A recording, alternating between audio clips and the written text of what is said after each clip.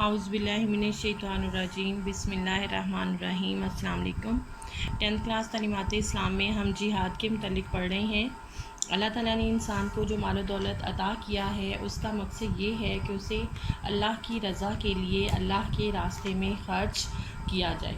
ارشاد باری تعالیٰ ہے ترجمہ: اور جو لوگ ایمان لائے، جنہوں نے ہجرت کی اور اللہ کے راستے میں اپنے مالوں اور جانوں سے جہاد کیا، یہ لوگ اللہ کے پاس نہایت بلند مرتبہ پر فائز ہیں۔ جو لوگ مال کو اللہ کی راہ میں خرچ کرنے کی بجائے اس کی ذخیرہ اندوزی کرتے ہیں، انہیں عذاب علیم کی خوشخبری دی گئی ہے۔ ارشاد باری تعالیٰ ہے ترجمہ: اور وہ لوگ جو سونے اور چاندی کی ذخیرہ اندوزی کرتے ہیں اور اسے اللہ کے راستے میں خرچ نہیں کرتے، انہیں دردناک عذاب کی بشارت دے دو۔ تو 10th کلاس جہاں جان کے ساتھ جہاد ضروری ہے، وہاں مال کے ساتھ بھی جہاد کرنا بہت ضروری ہے۔ جیسے کہ ہم نے دیکھا کہ صحابہ اکرام رضی اللہ تعالیٰ عنہ نے اپنی زندگیوں میں اپنی جان اور مال دونوں طریقے سے جہاد کیا۔ تو 10th کلاس اب ہم اپنے سبق کے اگلے حصے کی پڑھائی کریں گے اور جہاد کے بارے میں مزید معلومات حاصل کریں گے اور ساتھ ساتھ مختصر سوالات اور ان کے جوابات بھی دیکھیں گے۔ تو سب سے پہلے ہم اپنے سبق کی پڑھائی کرتے ہیں۔ دوسری قسم کے حالات انہیں اس وقت پیش آتے ہیں جب ان میں دشمن کا مقابلہ کرنے کی طاقت موجود ہوتی ہے اور دشمن انہیں صفائے ہستی سے مٹانے کی کوشش کرتے ہوئے میدان جنگ کے سوا کوئی اور صورت باقی نہیں چھوڑتا۔ ایسی صورت میں انہیں جان کی بازی لگا کر اللہ کے دین اور اپنی حفاظت کرنا ضروری ہو جاتا ہے۔ ایسے ہی حالات میں جنگ کی اجازت ہوتی ہے اور ایسے ہی حالات میں سرحدوں پر ایک رات گزارنا ہزاروں نمازوں اور روزوں سے افضل ہوتا ہے، اور حق کی حمایت میں تلوار اٹھانا اور مخالفین کو طاقت کے ذریعے ان کے عزائم سے روکنا ضروری ہے۔ تو ہمارا اگلا ٹاپک ہے جہاد بالمال۔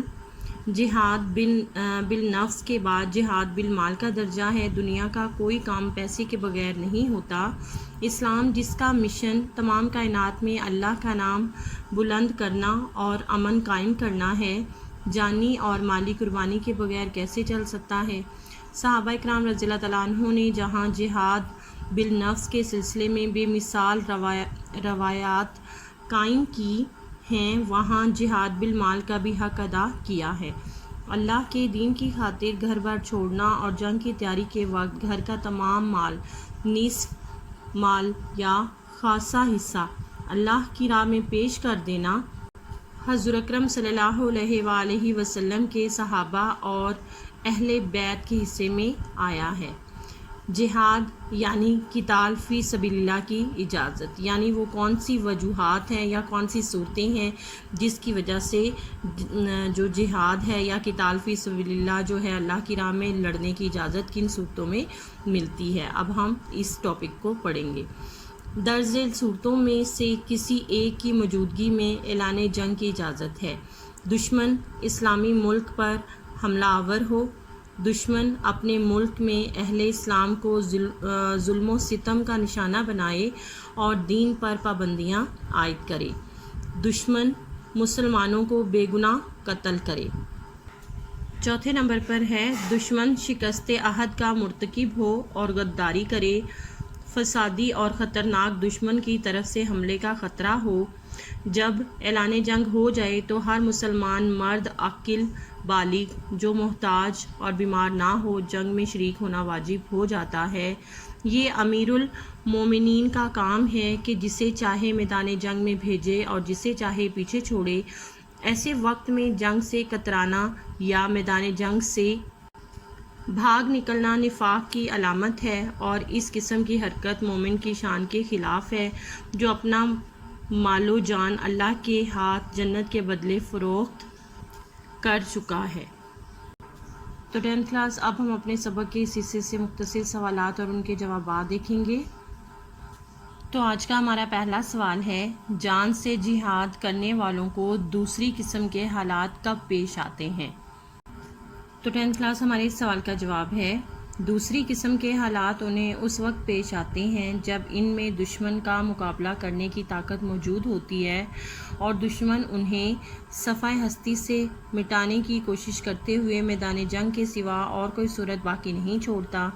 ایسی صورت میں انہیں جان کی بازی لگا کر اللہ کے دین اور اپنی حفاظت کرنا ضروری ہو جاتا ہے۔ ایسے ہی حالات میں جنگ کی اجازت ہوتی ہے اور ایسے ہی حالات میں سرحدوں پر ایک رات گزارنا ہزاروں نمازوں اور روزوں سے افضل ہوتا ہے، اور حق کی حمایت میں تلوار اٹھانا اور مخالفین کو طاقت کے ذریعے ان کے عزائم سے روکنا ضروری ہے۔ ہمارا اگلا سوال ہے، کن صورتوں میں اعلان جنگ کی اجازت ہے؟ کوئی سی 4 صورتیں تحریر کریں۔ تو ہمارے اس سوال کا جواب ہے، درج ذیل صورتوں میں سے کسی ایک کی موجودگی میں اعلان جنگ کی اجازت ہے۔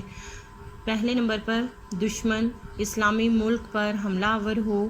دوسرے نمبر پر دشمن اپنے ملک میں اہل اسلام کو ظلم و ستم کا نشانہ بنائے اور دین پر پابندیاں عائد کرے۔